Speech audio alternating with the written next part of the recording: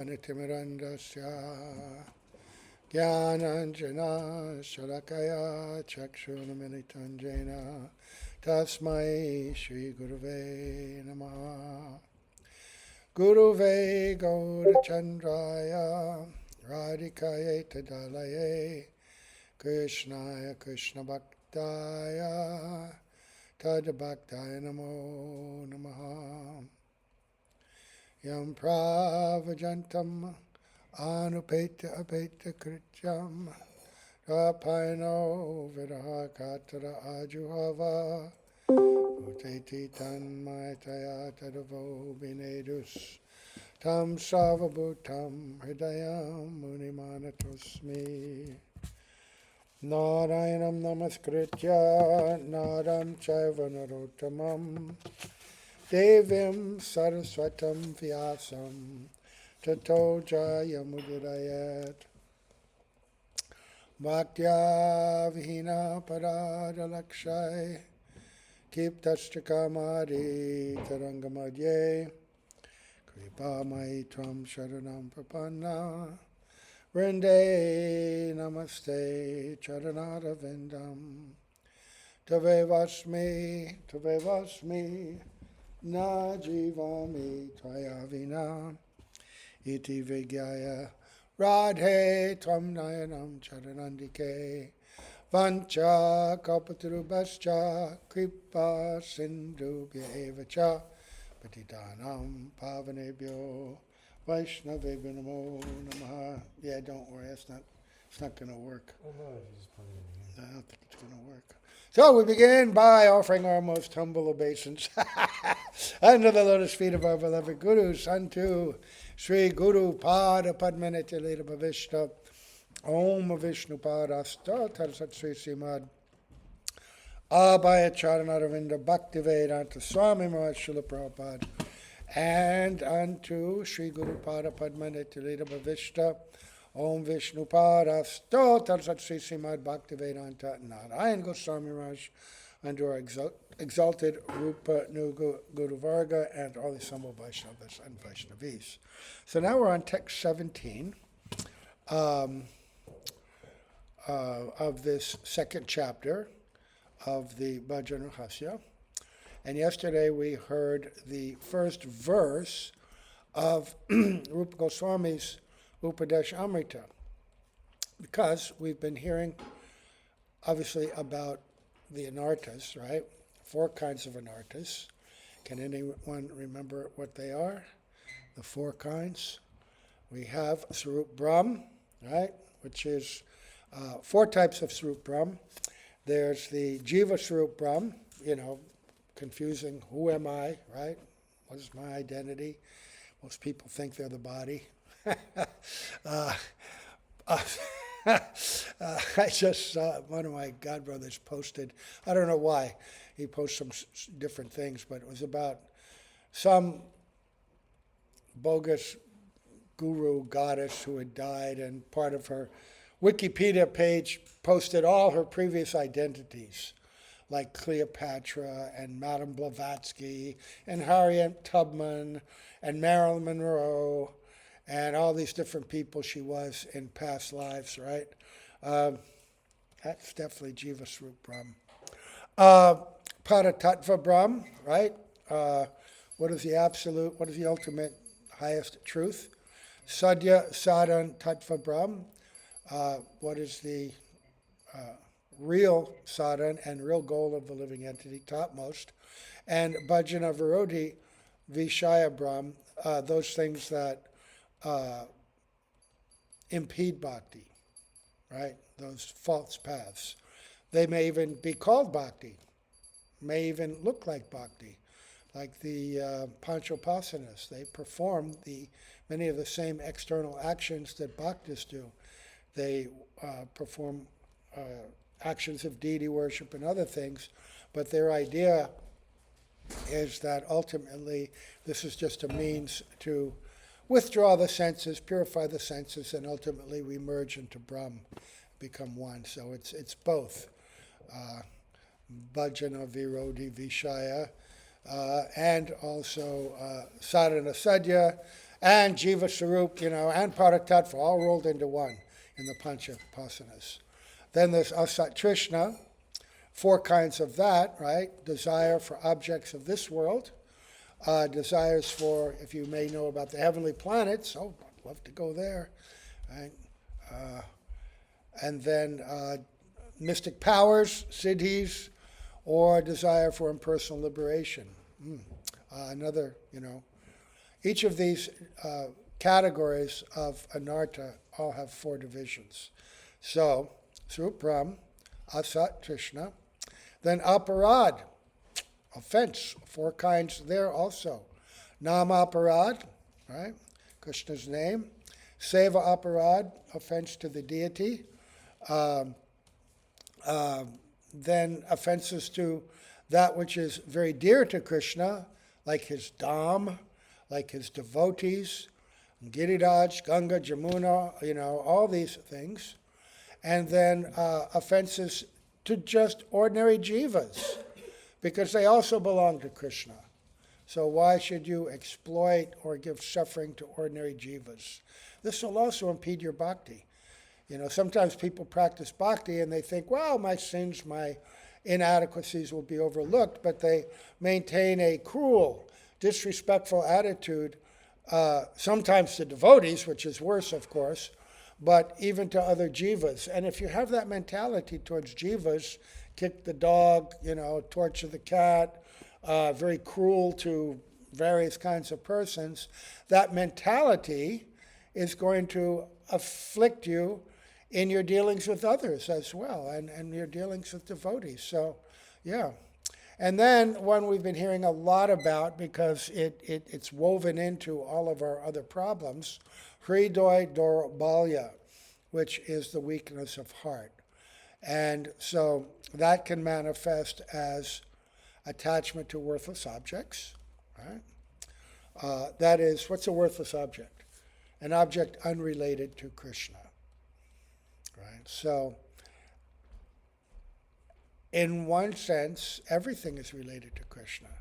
So that means if you are attached to this object and you're not attached to it for using it in Krishna's service, right? Like if you have a nice car, right? And you're thinking, oh, my car, like people identify so much with their car. We used to talk about this all the time. They get in an accident, someone says, hey, you hit me! I didn't hit you, I hit your car. Oh, you hit me! So identifying with their car or their clothes or their ornaments, their jewelry, or their land, their house. They name their house after themselves, after their family name, right? But if you use it for Krishna, then that's appropriate. Like Bhaktivinoda Thakura says, now that I've come to understand you, thou, my house, even my family, everything is related to you. I'm living in the house, but I'm working for you. I'm surrounded by family members, but they're your devotees, and I'm serving them to serve you. Right? So, unrelated to Krishna. When objects are unrelated to Krishna, and you have attachment for them in that way. But don't get tricked, because sometimes people acquire things and they say, oh, it's all for Krishna. I have this big fancy house and, twice a year I do programs and I invite the devotees here. So it's like a temple, right? No, is it really for Krishna? Okay, then hypocrisy and deceit, kutinati. This is also from weakness of heart, misleading others, deceiving others about your intentions, about your concern for them, about your real motives and what you do. Sometimes people intrude into devotee communities, but they don't have real devotional intentions. And they don't have genuine affection for the devotees, but they will act like that in certain conditions so they can use that environment and use those facilities. And this goes on all over the world. I've seen this everywhere in temples. There's always somebody like that, right? In India, there are always people coming to exploit the resources and the energies and the goodwill of the devotees. Hypocrisy and deceit. Kutinati. What's your real motive? What's your real intention? Why are you really here? Right? To serve Krishna, to serve his devotees, or to use them for your own purposes, right? Goes on everywhere. After a while, like in the beginning, when you first get involved with devotees, you think everybody's wonderful. Anybody who comes, who can speak nicely, oh, yes, yes, yes. After a while, maybe 20, 30, 40 years, of living in different places and seeing this, then you begin to recognize this. And of course, anybody who comes to a temple or comes to a devotional environment, you try to help them and try to help them cultivate the appropriate sentiments and remove that deceit and hypocrisy, the kutinati. Because we all have it. I mean, hridoy dabalya is within all of us until we become absolutely pure. But sometimes it's really there strongly, and it is to the degradation of devotional environment, because we want to associate with people that uplift us and assist us in our bhakti, right? So, number 3, envy upon seeing the prosperity of others. And, all these things are interrelated, right? The prosperity of others, sometimes you go into, again, devotional community, and you see some things that are there, like, oh, this guy has a better room than I have, or look at that car they're driving, right? Or whatever it is,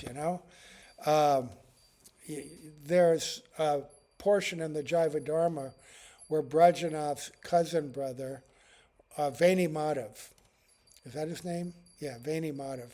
He wants to get Brajanath married, and he sees that the obstacle to that is Brajanath's attachment to the Vaishnavas, and particularly Raghunath Das Babaji. And so he goes to visit Raghunath Das Babaji to try to create some disharmony between the two. But when he goes to the place where Raghunath Das Babaji is living, it's very simple. It's a very simple kunja, but it's very beautiful. It's maintained nicely. Everybody has a little grove they're living in with beautiful flowers. It's swept very clean. The little huts are quite simple, but they're clean. And the devotees eat simply, but the local villagers bring them things. They bring them vegetables and rice, so they don't have to worry about that. And he becomes envious, thinking, hey, this is supposed to be the property of the Brahmanas. And these, Vaishnavas are taking what's meant to be for us. They're living so nicely, and quite envious of them. And also to be envious of the prosperity of others spiritually, because one symptom, when one becomes developed and advanced spiritually, even in the Kanishta stage, people will begin to honor you and respect you, right? And when you're in the Kanishta stage, that's very dangerous. That's called Taranga Rangini. It's like the waves of material opportunity and enjoyment come towards you when you reach a certain point in your bhakti. And you have to be very strict and observant and wary not to become attracted by that and attached to that, right? And that means not just the obvious things, like getting money and different material facilities, but also the subtle, which is the praise, the honor, the respect, right? This pratishta, right? This is a great obstacle. And when somebody becomes more advanced into madhyam, then they're more easily able to manage this, and they get even more respect. And sometimes you see that, and you go, hey, why is that guy getting so much honor and respect? I've been a devotee longer than them, I'm older than them, I'm senior to them, whatever your rationale, right? So you don't want to see the prosperity, you become envious on any level, seeing the prosperity of others. And then, number 4 is a desire for prestige and position, which we sort of mentioned here. right? And in the devotee community, you begin to think that your position is equivalent to your advancement in bhakti. Like you may have a position institutionally, like, oh, you're in charge of this or that, or of the ashram, for instance, and so you are like a temple commander, the mahant. And so you tell everybody what to do. Okay, you're the cleaner, you're the pot washer, you're this, you're that. You may have good management skills. And therefore you get a title. I remember when I was a brand new devotee, I was a hard worker and had some talent. So I was there just a few weeks, and they said, we're going to make you temple commander. And I said, hey, go temple commander. And then I thought, okay, now I'm going to be the commander. But I said, so what does that mean? Every day we used to go out on Harinam. And they said, well, you have to stay back in the temple, and here's your mop. You have to clean the whole temple. And I said, what? Who do I get to command? No, it's, just title. I said, It was an opportunity for a lot of service, but I mistook it. And then later I got a job being the purchaser. I didn't like being a temple commander, so the guy who used to buy everything for the temple, older devotee, very clever fellow, his name was Narayana, and he would know all of New York City, where to buy this, the cheapest, that the cheapest, and we had a vehicle, and I got charge of the vehicle, and I could go.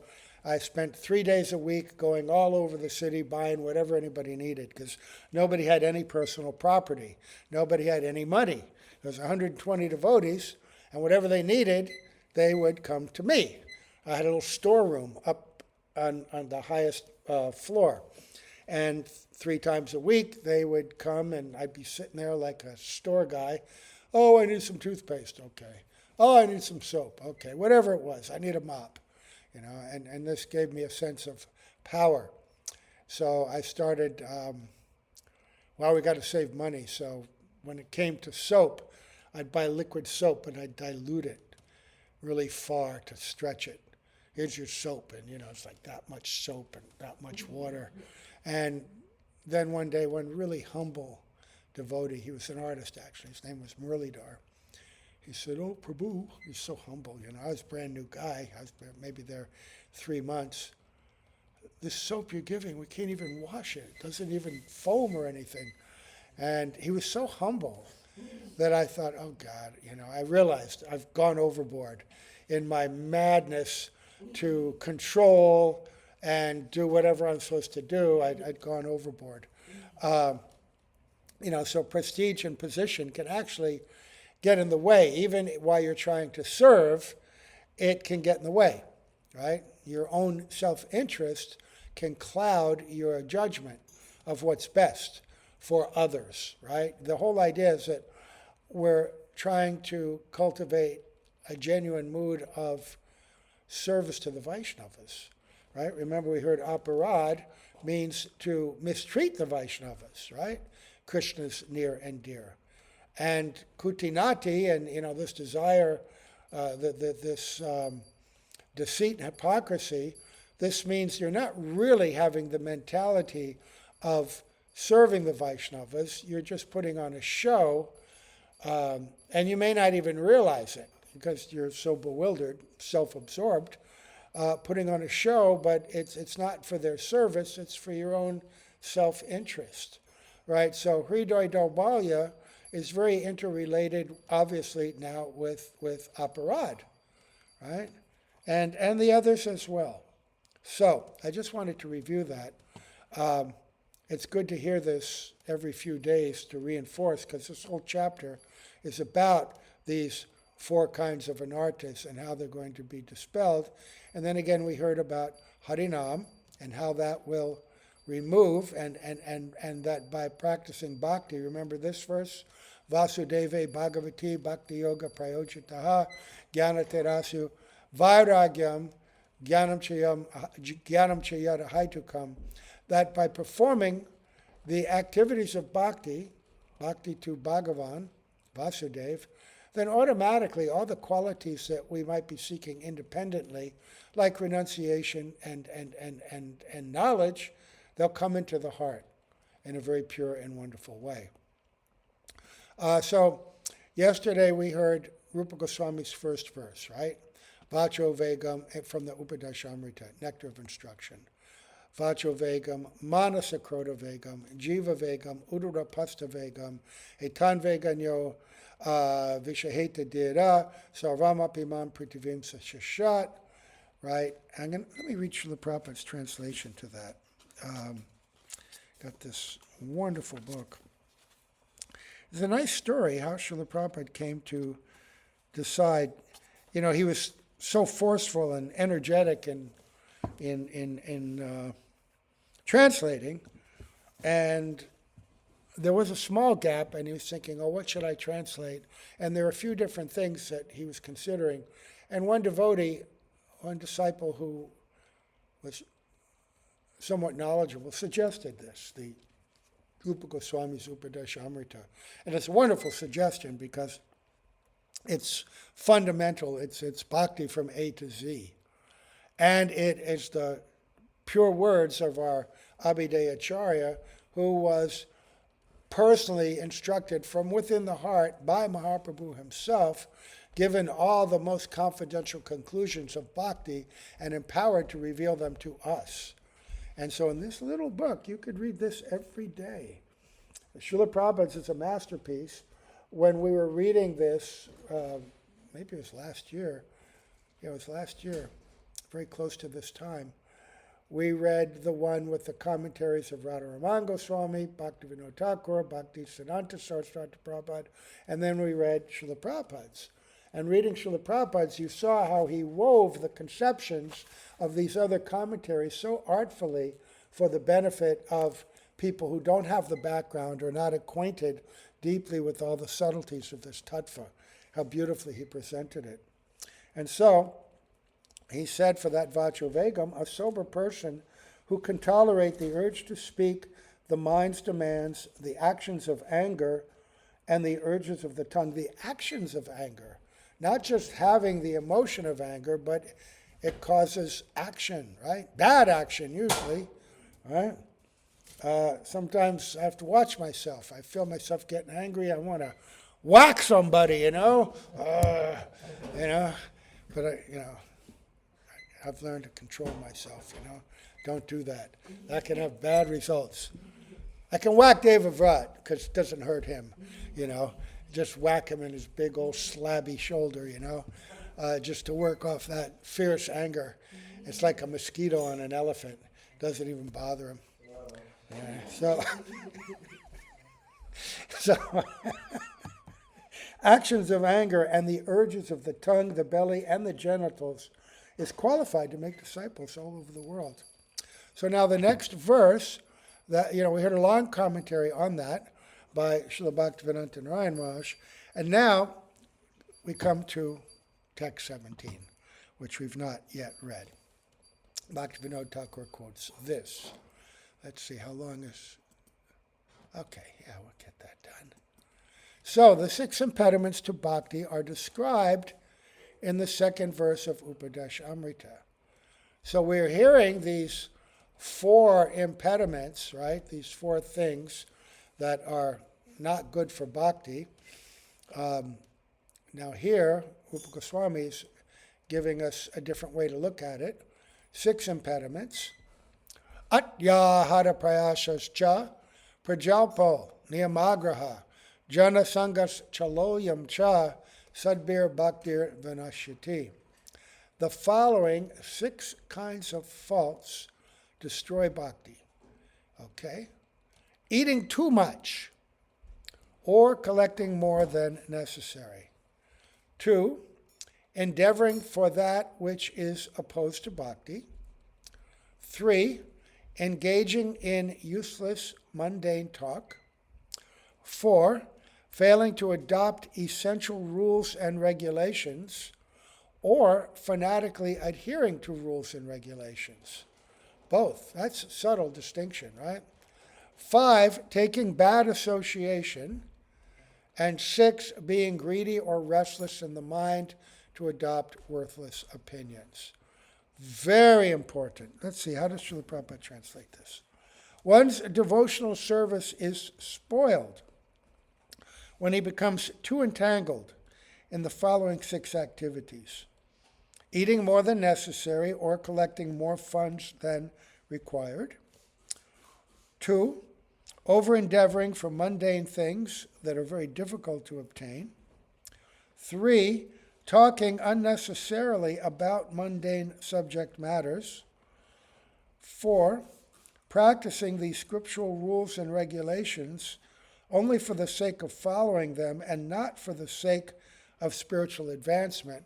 In other words, understanding the purpose of all the rules and regulations and why you're following each one.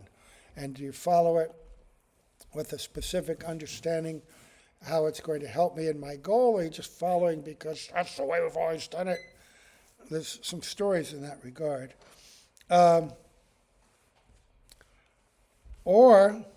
So following them or rejecting the rules and regulations of the scripture and working independently or whimsically. Right? There's a fine line, we have to follow them. As we advance, we become more conversant with what's specifically favorable for us individually. And of course, we're always seeking guidance of Sri Guru in that regard. And so some things we can leave aside and some things we embrace even more strongly. Right? 5, associating with worldly-minded persons who are not interested in Krishna consciousness. And 6, being greedy for mundane achievements. It's a very important verse. So, what does Srila Bhaktivedanta Narayana Maharaj say? He says, the 6 impediments to bhakti are atyāhāraḥ. You know what? This one doesn't have does this have the word for word? Yes. Srila Prabhupada, he always put the word for word in. It's so helpful for us. So, atyāhāraḥ, prayāsaś, prajalpo, niyamāgrahaḥ, jana-saṅgaś, and laulyaṁ. Atyāhāraḥ is formed by the words ati, meaning too much or excessively, and ahara, to grasp or consume for one's own enjoyment. It means either excessive enjoyment of any sense object or collecting more than necessary. Right? While renunciates are forbidden to accumulate objects, householder Vaishnavas may collect and save what is necessary to maintain their life. However, overaccumulating is atyāhāraḥ. It's also work, right? Because the more you got to take care of it. Like, you go into a house, and there's a difference in mentality here, This is not to condemn, but householder life means the union of a man and a woman. A woman's known as Stri. And what does Stri mean? It means that which expands, collects, over-collects. Like, have you ever seen like a bachelor pad? They got a couple of cinder blocks and a board and a TV and maybe a mattress on the floor, one pot in the kitchen, something like that, It's very common, right? But then, you get married and then all of a sudden, we need a table, we need a chair, and then we need this, and then we need that. And not just a table, but you got to have a doily on the table, right? And then you got to have shelves, and not just books, but decorative items, knickknacks. Oh, look at this little statue, Oh, look at this little cute thing. Oh, this little cute thing. And then you go to the flea market, you go shopping. Oh, I like this. But we already have everything. We can't fit anymore. So what you've already got, that goes in a box, right? And the box goes in the garage. And the car was in the garage, but pretty soon the car has to go out because it's filled with boxes of formerly used knickknacks and photos and this and that. Finally, the garage is filled. We need a new house. The garage is too small. We can't even put our car in it. You used to have your tools there. Now you can't work there. So you got to get a new house. and that gets filled. I go to my sister's house occasionally, and they have this huge garage, right? But they can't put their cars in it because they've got so much stuff. And to be, to be realistic, a lot of it is from, dead parents, that they inherited all this stuff, and it just goes there. And they've got shelves and everywhere. They've become the museum of everything collected by, true families over generations. So it's just collecting, and we got to get rid of it, but just never do.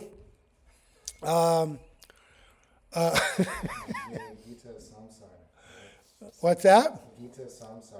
Yeah. It's just more and more and more and more. Right. The simpler you have it, the easier it is. You don't have to worry too much. I only got an extra set of clothes, wash them every other day, Back in the day when we first joined the temple, we didn't own a single thing, not even our own clothing. Every day, the clothes that you wore, you throw them in a box. And somebody's job was to wash all the cloth. And the next morning, there was a big box of clean cloth. And when you woke up, you'd go in there and there's a dhoti, okay. There's a T-shirt, yeah! That was a real luxury, Sometimes you wouldn't even get, we would wear these uttariyas like this, because we didn't have shirts, because that's what Prabhupada wore. And for 100 devotees, there were 2 kurtas. They weren't like kurtas like we have now. They were those flimsy white cotton things with the little embroidered stitching, But that was considered really opulent. Maybe once a month you'd get that to wear. No shoes. I guess we had sandals when we went out on Sankirtan. You'd just go by the door, and if there's a pair of sandals or something, But we didn't have any winter shoes or anything like that. Didn't have a sweater. Didn't have socks. Winters were pretty challenging.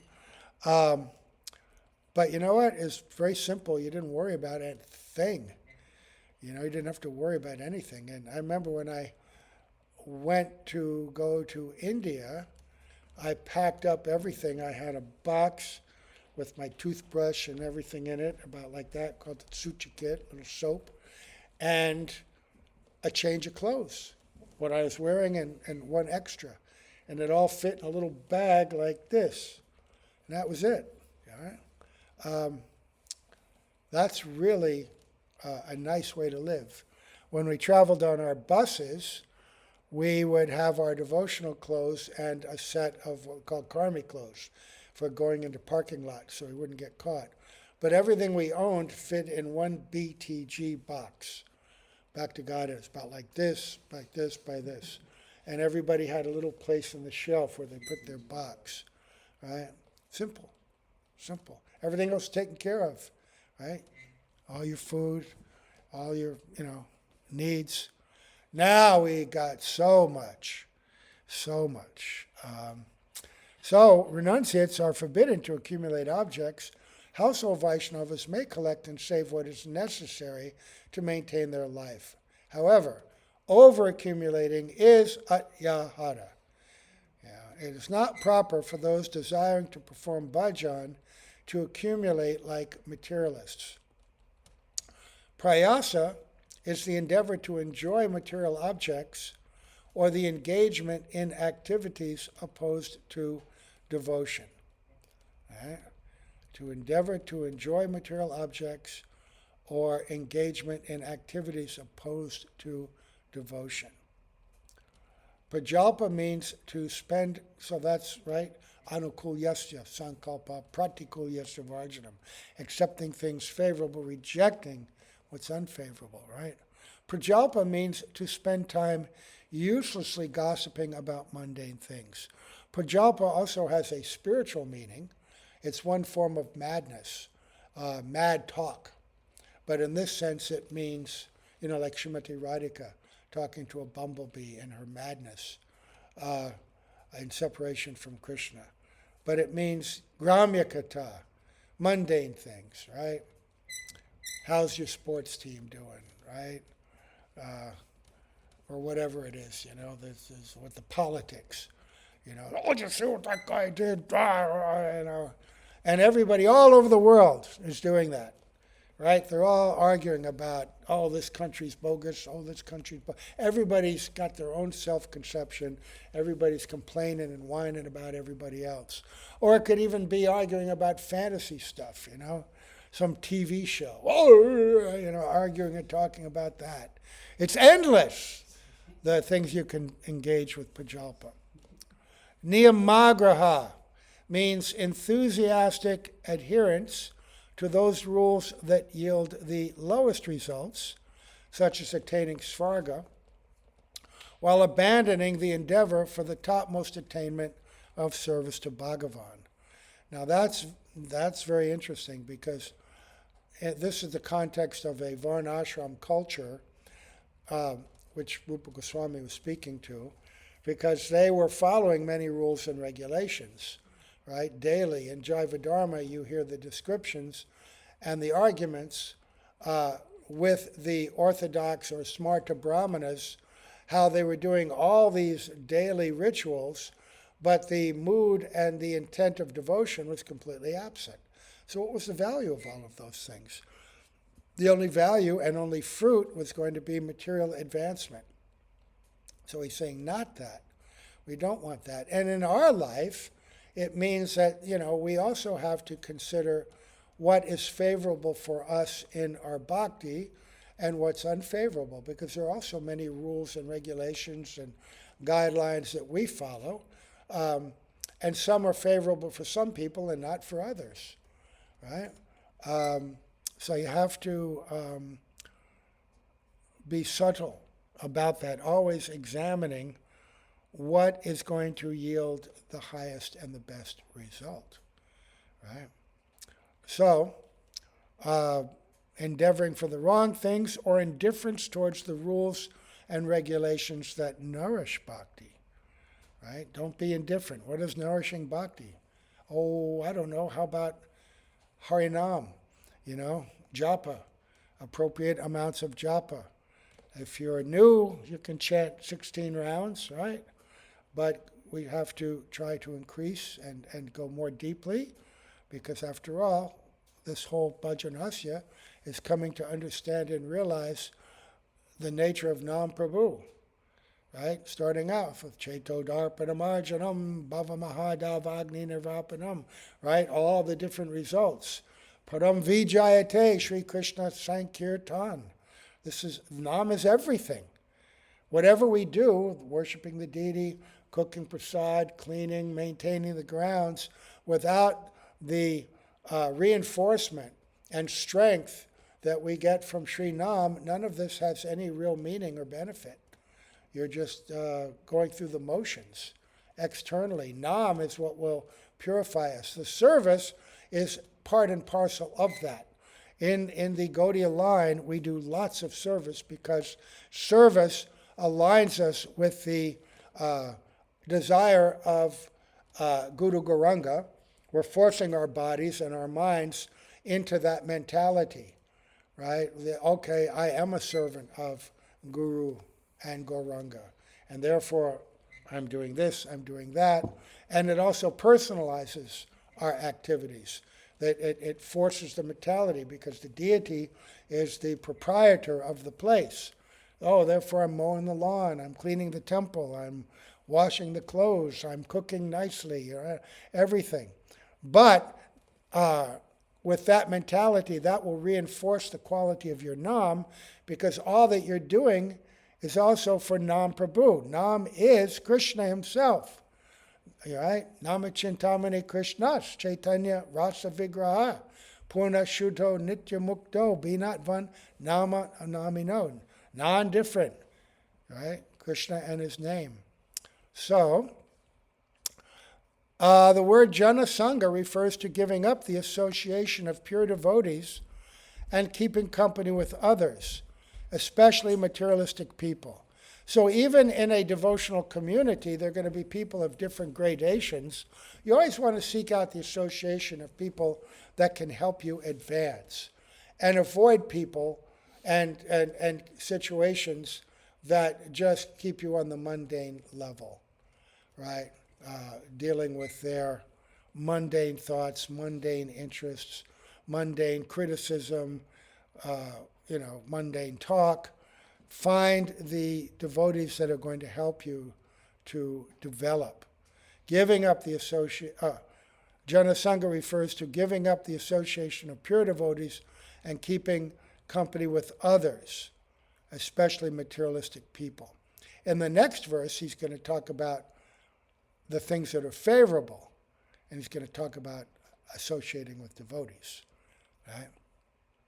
So, laulyaṁ refers to the fickleness of the mind to accept varieties of false doctrines and the restlessness of the mind to enjoy insignificant material sense enjoyment.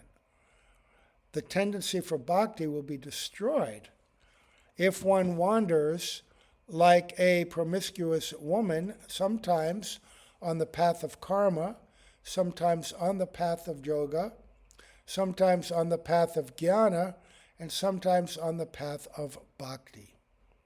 So we're hearing over and over, and the Chaitanya Charitamrita gives this instruction over and over as well.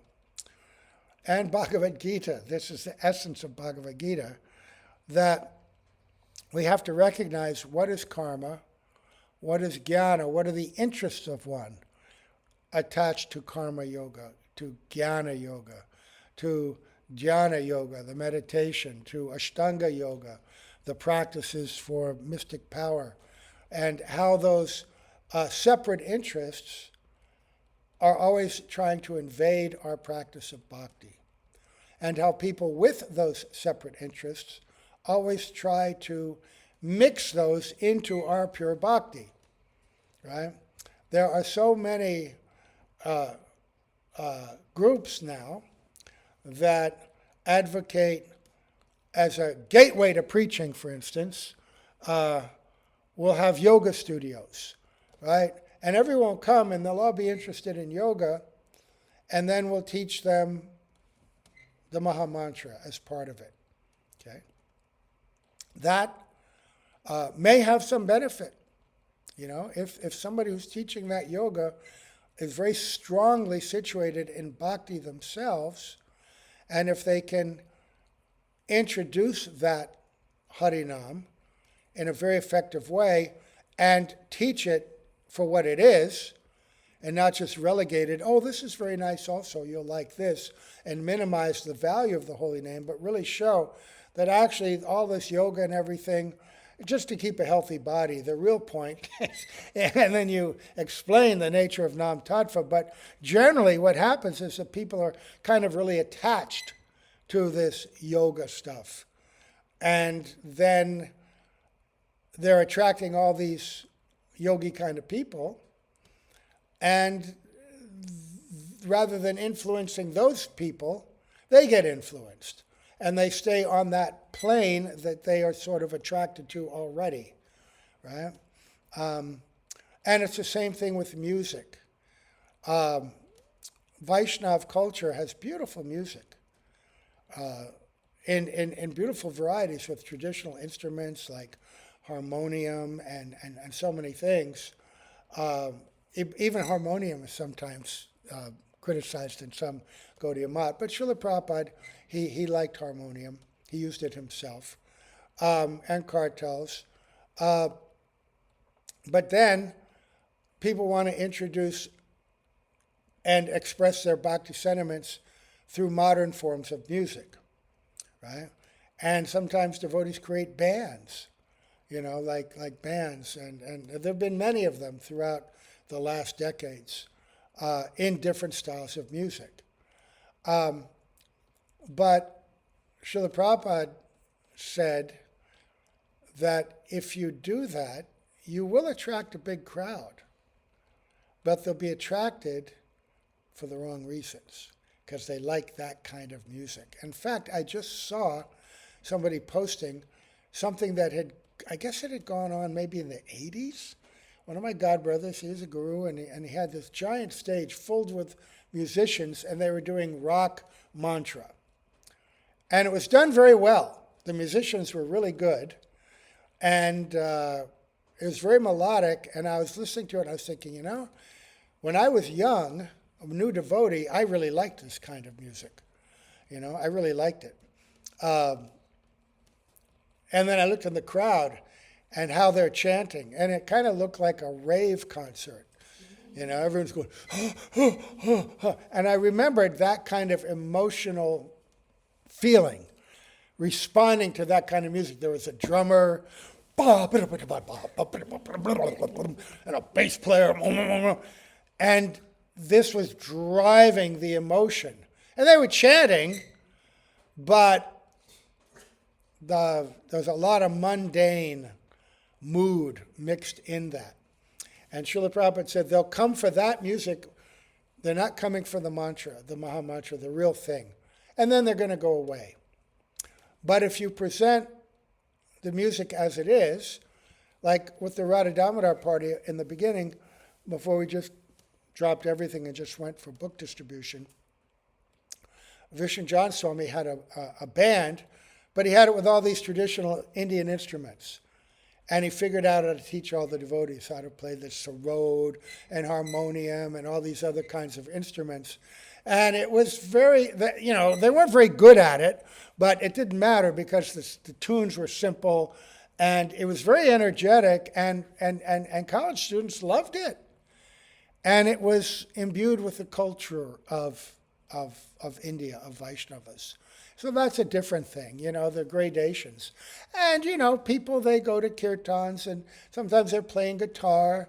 All right. But really, if you want the real and full taste, the tunes of our Vaishnavacharyas and the way that they chanted was very sattvic. And in the West, we're attracted to instruments and tunes and musical styles that are born out of Tamagun and Rajagun, right? And you can see on YouTube the whole history of modern Western music. It's all there. It's all there. And you may even come across something that you were attracted to in your youth. Sometimes, I'll see that, and I'll go, oh. And I'll hit it, and I go, oh, my God. I liked that. Eeks. I feel a little uncomfortable, So, gotta stay away from that stuff. And prajalpo leads to criticism of devotees. Right. Gab, gab, gab, constantly criticizing. Not good. And laulya awakens a taste for many temporary, uncertain conclusions. Both of these will lead to nam-aparad. Therefore, one should carefully give them up. So all of these things, we have to analyze them, and we see that they're all related, unto anukulya and pratikulya. What's favorable for bhakti, what's unfavorable. This is what we have to constantly study, think about, and refine our practice. And the more we refine it, the more we get closer to real bhakti, and the more we excite and begin to come closer to a much higher taste. That's what Srila Prabhupada always said. He allowed us to dovetail these lower tastes that we had, but gradually he wanted us to develop the higher taste. And that all comes from Sri Nam. It goes back to Nam. Chanting Sri Nam as much as you can, and being very conscious of the offenses and the things favorable and things unfavorable for it. Everything that we're reading about bhakti, what's favorable, what's unfavorable, the essence of bhakti is what? Sri Nam, right? That's Kalo not stable, not stable, not stable. Gatyaranyata, no other way in the Kali Yuga. Harinam, Harinam, Harinam, Eva Kevalam. Okay, so we'll stop here. Text 18 tomorrow. I love this verse. The 6 kinds of association, actions that nourish bhakti. The dati, pratigrinati, guyam akyati prichati, bhunkte bhojayate chaiva sadvidam pritilakshatam. Offering pure devotees items in accordance with their requirements and accepting prasad and remnants given by pure devotees, revealing to devotees one's confidential realizations concerning bhajan, and inquiring from them about their confidential realizations, eating with great love the prasad given by devotees, and lovingly feeding them prasad. These are the 6 kinds of association that symptomize love and affection. And Srila Prabhupada also has a very beautiful translation. We'll go over all of that tomorrow. God, I feel like doing this whole Upadeśāmṛta. But we're doing Upadeśāmṛta by doing Bhajana-rahasya. You're going to see. So, we'll stop here. All glories to Srila Prabhupada, all glories to Srila Gurudev, all glories to the assembled devotees. Jai Shri Shri Radha-Raman, Srimati Lalita, Vishaka, Rupa Manjari, Rati Manjari, Srila Gurudev, Srila Prabhupada ki Jai. Haribol, Haribol.